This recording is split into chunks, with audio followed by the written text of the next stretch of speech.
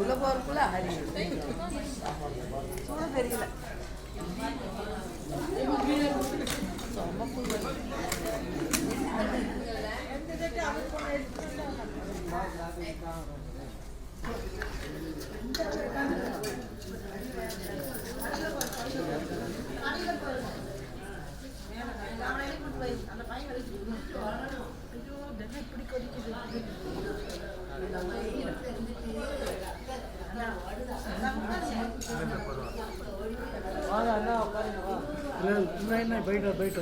அனைவருக்கும் கோயம்புத்தூர் ஸ்ரீ கன்னிமார் tours and சார்பாக அன்பான காலை வணக்கங்கள்.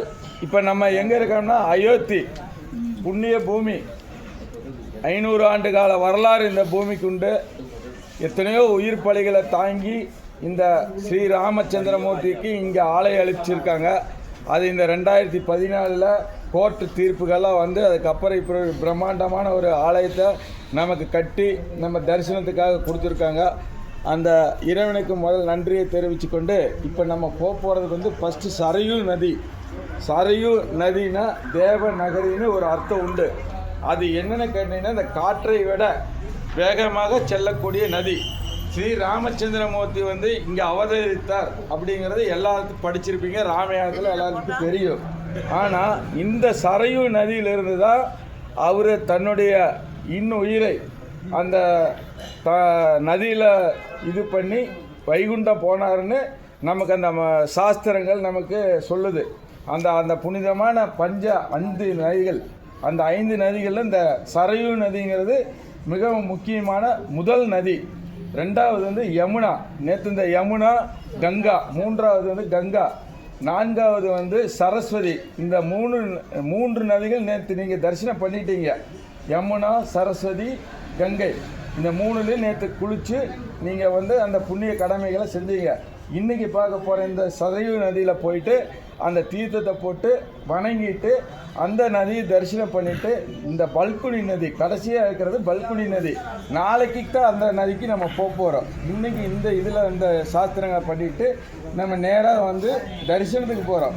தரிசனத்துக்கு உள்ளே போகும்போது நீங்கள் எல்லோரும் வந்து வேண்டுதலை மட்டும் நீங்கள் பார்க்கக்கூடாது. உங்கள் வேண்டுதல் ஒரு பக்கம் இருந்தாலும் அது சுவாமி நிறைவேற்றி வைப்பார். நீங்கள் அந்த திவ்ய மங்கள தரிசனம்ங்கிறது வந்து அந்த விக்கிரகத்தில் அவ்வளோ ஒரு அழகான காட்சிகள் வடிவமைக்கப்பட்டிருக்கு. அந்த திருவாச்சி சுற்றி நமக்குடைய அந்த 9 நவகிரகங்கள் கீழே பீடத்தில் 9 நவகிரகங்கள் வந்து வடிவமைக்கப்பட்டிருக்கும். திருவாச்சி சுற்றி 10 தசாவதார அந்த நிகழ்ச்சிகள் வடிவமைக்கப்பட்டிருக்கும். அவ்வளோ ஒரு அற்புதமான குழந்தை வடிவமான அன்பான சிரித்த முகத்தோடு அந்த காட்சி தரக்கூடிய அந்த சிலையை நீங்கள் வந்து பக்கத்தில் போகும்போது இந்த கேட்டு இப்படி ரைட் சைடில் அந்த கம்பி பிடிச்சிட்டு போனீங்கன்னா பக்கத்துலேயே போய் நீங்கள் தரிசனம் பண்ணணும். அந்த ஒரு அழகான காட்சி இனி நமக்கு அந்த வாய்ப்பு கிடைக்குமானுங்கிறது தெரியாது. இப்போ வந்திருக்கிறீங்க. இந்த வாய்ப்புகள் இன்றைக்கி வந்து நீங்கள் தரிசனம் நல்ல முறையில் பண்ணிவிட்டு 2வது பக்கத்தில் இருக்கக்கூடிய அந்த சின்ன சின்ன கோயில்கள், அதாவது வந்து நமக்கு அனுமன் கோயில் இங்கே 2 இருக்குது. ஒரு அனுமன் கோயில் கீழேயே போய்க்கலாம் எல்லோரும் பார்த்துட்டு. 2வது இன்னொரு அனுமன் கோயில் வந்து 64 படி மேலே. அந்த படியில் யார் ஏற முடியுமோ அவங்க மட்டும் போய் பார்த்துட்டு வாங்க. நாங்கள் வெயிட் பண்ணுறோம். யாரும் தயவு செய்து போயிட்டு முடியலன்னு சொல்லிட்டு பாதியில் இறங்கி வர வேண்டாம். யாருக்கு முடியுமோ அவங்க மட்டும் போங்க. அது வரைக்கும் நாங்கள் வெயிட் பண்ணுறோம். ஏன்னா டைமு வந்து 12 மணிக்கு நட க்ளோஸ் பண்ணுறதுக்குள்ளே நம்ம உள்ள தரிசனத்துக்கு போகணும். இதையும் மைண்டில் வச்சுக்கோங்க. அப்புறம் 2வது வந்து பக்கத்தில் சீதா கேண்டீன். அது சீதாவுடைய சமையல் அறை. தசரசத்துக்கு அரண்மனைக்குள்ளே அந்த சீதா சமையல் அறை இருக்கும். அந்த சமையல் அறையில் காமிப்பாங்க. அந்த சமையல் அறைக்குள்ளே அந்த யாருக்கெல்லாம் நம்ம அன்னதானம் வழங்கணுமோ, யாருக்கு பிரியம் இருக்கோ அவங்க அந்த அன்னதானத்துக்கு உண்டான தொகையை அங்கே கொடுத்தீங்கன்னா அவங்க ரசீது கொடுப்பாங்க, ஆசீர்வாதம் பண்ணுவாங்க. அவங்களுடைய பணம் வந்து அடியார்களுக்கு, அதாவது இங்கே இருக்க அந்த தரிசனத்துக்கு வர்றவங்களுக்கெல்லாம் அந்த உணவு டெய்லி அந்த சமையல் அறையில் வந்து உணவு ஆகிட்டே இருக்கும். அது டெய்லி 500 பேருக்கு 1000 பேருக்கு கொடுத்துட்ருக்காங்க. அதுக்கு நீங்கள் முடிஞ்சவங்களுக்கு அவங்களுக்கு என்ன தானம் பண்ணணுமோ அது உங்கள் பிரியம். 2வது வந்து நம்ம சுற்றி பார்த்துட்டு வெளியே வரும்போது தசரத் மாளிகை. தசரத் மாளிகை பார்த்துட்டு இதெல்லாம் முடிக்கிறதுக்கு நமக்கு 1 மணி ஆகிடும். அங்கேயே அந்த 1 மணிக்கு மேலே நம்ம ஆட்டோவுக்கு ஃபோன் பண்ணி நம்ம எங்கே நிற்கிறோமோ அங்கே ஆட்டோ வருவாங்க. அந்த இடத்துல வந்து நம்ம இங்கே வரணும். ஆச்சுங்களா. இது வந்து இங்கே வந்து சேரக்கு ஒரு 2 மணி ஆகும். எல்லாம் நீங்கள் இப்போ நல்லா சாப்பிட்ருப்பீங்க, எல்லாம் திருப்தியாக இருப்பீங்க. 2 மணி வரைக்கும் நீங்கள் எதாவது டீ காஃபி சாப்பிட்ணுன்னா இடையில சாப்பிட்டுக்கலாம். இங்கே வந்து மத்தியானம் சாப்பாடை முடிச்சு போட்டு நம்ம ஒரு 3:30லேருந்து 4 மணிக்குள்ளே இங்கே கிளம்புனா தான் நைட்டு 12 மணிக்கு அங்கே போய் சேர முடியும். நாம் இங்கே லேட்டு பண்ணினோம்னா காலையில் அங்கே லேட்டாக இதே மாதிரி ஹோட்டல் போட்டிருக்கிறோம் கயாவில். இது வந்து உத்தரப்பிரதேசிலேருந்து பீகார் மாநிலம் போகணும். அந்த பீகாரில் கயா போகணும்னா 10 மணி நேரம் ட்ராவலிங் இருக்குது. இடையில நமக்கு வந்து சாப்பிட்ற நேரமெல்லாம் இருக்குது. அதனால் நம்ம சீக்கிரமாக இங்கேருந்து கிளம்புனா தான் ஒரு 2-3 மணி நேரம் நம்ம அங்கே ரூமில் தங்க முடியும், தூங்க முடியும். நாளைக்கு ஃப்ரெஷ்அப் ஆகிட்டு நாளைக்கு என்னங்கிறத நான் சொல்கிறேன். இப்போ இந்த ஆட்டோ வந்து ஒரு ஆட்டோவில் 7 பேர் 8 பேர் தான் வழக்கமாக போடுவாங்க. நாங்கள் சொல்லி நைட்டு மறுபடியும் ஒரு வண்டி எக்ஸ்டெண்ட் பண்ணி 7 பேர்த்துக்கு போடுற மாதிரி கூட்டிகிட்டு வந்திருக்கோம். 7 ஆட்டோ இருக்குது. 7 பேர் ஏறிக்கிங்க. அந்த 7 பேர் ஏறிட்டு எந்த ஆட்டோவில் நீங்கள் ஏறுறீங்களோ அதே ஆட்டோவில் தான் திரும்பி வரணும்.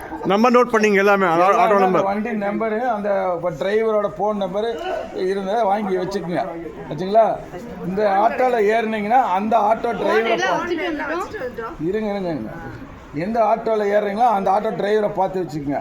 அந்த வண்டியில் தான் ஏறணும். மாற்றி ஏறிட்டிங்கன்னா நீங்கள் அதில் ஏறி இருப்பாங்கன்னு சொல்லிவிட்டு இன்னொருத்த வந்துடுவோம். ஆச்சா. அப்புறம் அந்த ஆட்டோவுக்கு ஒரு ஆளுக்கு 200 ரூபா. அந்த பேக்கேஜிங் கம்ப்ளீட்டாக சுற்றி காமிச்சிட்டு நம்மளை கொண்டு வந்து இங்கே விட்றக்கு ஒரு ஆளுக்கு 200 ரூபா. அது நாங்கள் பே பண்ணிடுறோம். நீங்கள் யாரும் ஆட்டோக்காருக்கு காசு கொடுக்க வேண்டாம். நீங்கள் கொடுக்கும்போது 200 ரூபா 20 கொடு 30 கொடுன்னு வச்சு கேட்பானுங்க, டிப்ஸ் கேட்பாங்க. அதனால் இந்த கைடு, இந்த ஊர் கைடை வச்சு தான் நம்ம இந்த வேலையெல்லாம் பண்ணணும். நாம் போய் டைரெக்டாக பேசினோம்னா 300 கேட்பான், நான் 250 கேட்பான். அதனால எல்லாம் நாங்கள் நேற்று நைட்டு எல்லாம் க்ளியர் பண்ணி வச்சுட்டோம். அந்த ஆட்டோக்கு 200 ரூபா இங்கே கொண்டு வந்து விட்ருவாங்க. இதெல்லாம் முடிச்சு போட்டு நம்ம கிளம்புறோம். அப்புறம் நீங்கள் யாருக்கெல்லாம் முடியலையோ உள்ள தரிசனத்துக்கு போகும்போது ஆதார் கார்டு ஒரிஜினல் வேணும். இங்கே கேளுங்க, ஆதார் கார்டு ஒரிஜினல் வேணும். ஒரிஜினல் கொடுத்தீங்கன்னா நாங்கள் வந்து வீல் சேரும் வாங்கி தருவோம். அந்த வீல் சேர்லேயே உங்களுக்கு எல்லா பக்கம் உள்ளே கூட்டிகிட்டு போய் காமிச்சு கொண்டு வந்து வெயிட்டிங் ஹாலில் விட்டுருவாங்க. நாங்கள் நடந்து போகிறவங்களும் உள்ளே எல்லாம் பார்த்துட்டு வெயிட்டிங் ஹாலுக்கு தான் வருவோம். அப்போ எல்லாம் ஒன்றா அசம்பிள் ஆகி வெளியே வந்துடலாம். ஓகேங்களா. யாருக்கு வேணுமோ இவர்கிட்ட ஆதார் கார்டு கொடுத்துருங்க, ஒரிஜினல் கார்டு. ஒரு ஆளுக்கு வந்து ஒரு அட்டெண்டர் ஃப்ரீ இருந்துச்சு இது வரைக்கும். இப்போ போனால் என்னன்னு தெரியல. போய் பாட்டு ஃப்ரீனா ஒரு ஆள் கூட ஒரு ஆள் போய்க்கலாம். 150 ரூபா அதுக்கு கவர்மெண்ட்டுக்கு உள்ளே பண்ணிட்டு இந்த கோயிலுக்கு கட்டி அவங்க ஒரு ஆளுக்கு கொடுப்பாங்க, ஒரு வீல் சேர் கொடுப்பாங்க. அவங்க உங்களை உட்கார வச்சு தள்ளிட்டு போவாங்க. கூட ஒரு ஆள் ஃப்ரீயாக போய்க்கலாம். இது வந்து அங்கே போயிட்டு யாருக்கு வேணுமோ அவங்க இவர்கிட்ட ஆதார் கார்டு கொடுத்துக்கோ, ஒரிஜினல் ஆதார் கார்டு. அது பணம் கட்டுறக்கு அவங்கவுங்க நேம் சொல்லி அங்கே பணம் கட்டி ரசீட் வாங்கிக்கணும். வச்சுங்களா. இவரை போய் கூட்டிகிட்டு போய் உங்களுக்கு நிறுத்திடுவார். ஃபோட்டோ எடுப்பாங்க.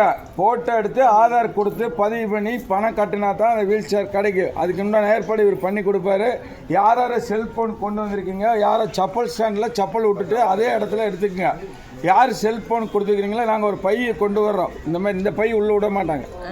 ஒரு பையில் வந்து எல்லோரும் செல்ஃபோனும் கொடுத்துட்டு போங்க. நாங்கள் எங்கள் ஆளுக்கு யாரோத்தர்கிட்ட கொடுத்துட்டு வச்சுட்டு நாங்கள் திருப்பி கொண்டு கொடுத்துருவோம். ஏன்னா செல்ஃபோன் கவுண்டருக்கு போனீங்கன்னா அரை மணி நேரம் 1 மணி நேரம் லேட் ஆயிடும். எல்லோரும் நின்றுட்டு இருப்பாங்க. அதுக்கு பதிவு பண்ணி தான் வாங்கணும். வச்சுங்களா. வேறு உள்ள தரிசனம் முடிச்சுட்டு வரும்போது அந்த செல்ஃபோனை எல்லாம் வாங்கிக்கலாம். செப்பல் ஸ்டாண்டில் செப்பல் விட்டு எங்கே விட்டீங்களோ அங்கே தான் எடுக்கணும். ஒரு பக்கம் விட்டு போட்டு இன்னொரு பக்கம் விட்டு விட்டு டைம் வேஸ்ட் பண்ணக்கூடாது. நீங்கள் பண்ணக்கூடிய டைம் வேஸ்ட்டு நமக்கு போகிற நாளைக்கு காலையிலத்துக்கு பாதிக்கும். வேற என்ன, ஆட்டோவில் செப்பலை விடக்கூடாது. ஆட்டோ வந்து நம்மளை இறக்கி விட்டுட்டு போயிடுவாங்க. திருப்பி ஃபோன் பண்ணால் தான் வருவாங்க. அவங்க நம்மளை மட்டும் பார்க்க மாட்டாங்க, நம்ம ட்ரிப்பையும் பார்ப்பாங்க, நம்ம கூட வேறு ட்ரிப்பும் போவாங்க. ஆட்டோக்காரரை இந்த ஊரில் நம்பக்கூடாது. இவர் என்ன சொல்கிறாரோ அதுதான். இந்த ஊர் கைடு இவர். இவர் ரெகுலர். இந்த கம்பெனிக்கு இவர் ரெகுலர். இவர் என்ன சொல்கிறாரோ அதை ஃபாலோ பண்ணுங்க. ஆட்டோவை பொறுத்த வரைக்கும் வேற என்ன டவுட்? ஒன்றும் டவுட் இல்லை. சரி, நில்லுங்கம்மா. बनाता हूँ वीडियो बना जय श्री राम, जय श्री राम, नल्ला सुनेंगे शांति जय श्री राम, जय श्री राम, हर हर महादेव। फोटो सही आवाज ही नहीं है।